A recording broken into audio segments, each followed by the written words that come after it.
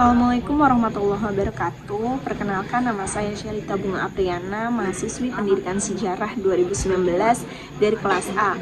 Pada video kali ini saya akan mereview hasil diskusi kelompok, yakni kelompok 2 di mata kuliah Sejarah Afrika yang membahas mengenai Islam di Afrika, dan juga apa yang saya sampaikan berdasarkan pada sumber literatur jurnal yang saya temukan. Nah, di sini membahas mengenai Islam di Afrika ya.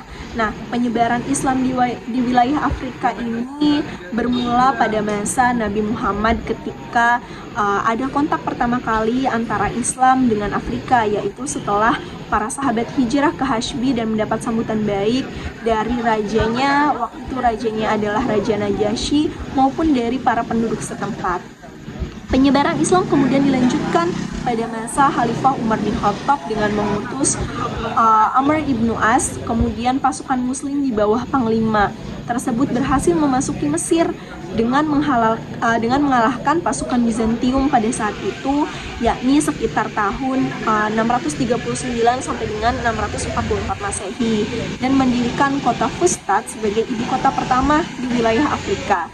Nah, penyebaran Islam ke wilayah Afrika dilanjutkan oleh Khalifah ketiga, yaitu Khalifah Utsman bin Affan, dengan mengirim Abdullah ibnu Sa'id ibnu Abi Sarah yang berhasil mengalahkan tentara Romawi di Laut Tengah dan mengalahkan tentara Bizantium. Ekspansi di Afrika terus dilakukan sampai dengan ke Barkah dan Tripoli, dan terus merangsak sampai dengan ke daerah Carthage, yaitu ibu kota Romawi di Afrika Utara. Nah, perluasan wilayah Afrika pada saat itu sedikit terganggu karena pada saat itu terjadi suhu politik di Madinah yang kurang mendukung untuk melakukan perluasan wilayah di sana, sehingga tidak memungkinkan untuk dilanjutkan ekspansi ini ke wilayah Afrika. Nah, kondisi ini dimanfaatkan oleh Raja Konstantin III untuk merebut kembali kekuasaannya atas wilayah Afrika. Penyebaran Islam mengalami kemajuan pesat pada saat itu di Afrika ketika pada masanya Muawiyah ibnu Abi Sofyan dengan waktu itu mengutus seorang yang bernama Uqbah bin Nafi menjadi gubernur di Afrika pada tahun 666 Masehi dan menjadikan kota Kairawan sebagai ibu kota. Dengan keberaniannya, ia membersihkan pengacau dan sekaligus memulihkan keadaan. Ia merupakan orang pertama yang menembus padang pasir Sahara.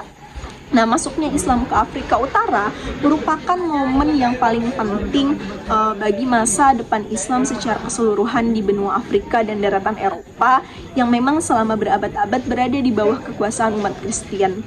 Nah, dalam peradaban Islam, Afrika Utara tidak dapat dilupakan begitu saja.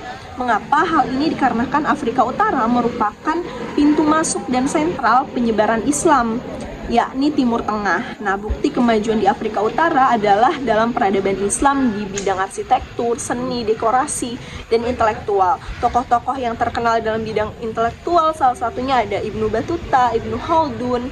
Nah, perjalanan panjang penyebaran Islam tidak serta-merta berjalan mudah, akan tetapi melalui beberapa rintangan, baik rintangan dari dalam maupun dari luar yang dirasakan dalam penyebaran Islam di Afrika. Mungkin itu saja yang bisa saya sampaikan mengenai review materinya, mengenai kelompok 2 ini tentang Islam di Afrika. Adapun mengenai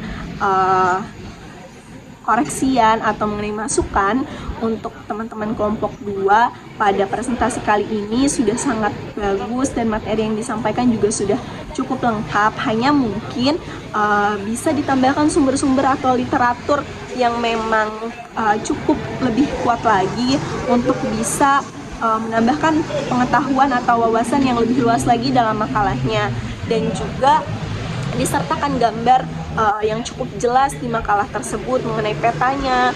Kemudian juga mungkin bisa lebih dalam penjelasannya, bisa lebih terperinci lagi sehingga kita benar-benar mengetahui dengan jelas bagaimana penyebaran Islam di Afrika Selatan. Tetapi sejauh ini dari penyampaian materi yang sudah disampaikan oleh kelompok 2 sudah sangat cukup bagus. Seperti itu. Terima kasih. Wassalamualaikum warahmatullahi wabarakatuh.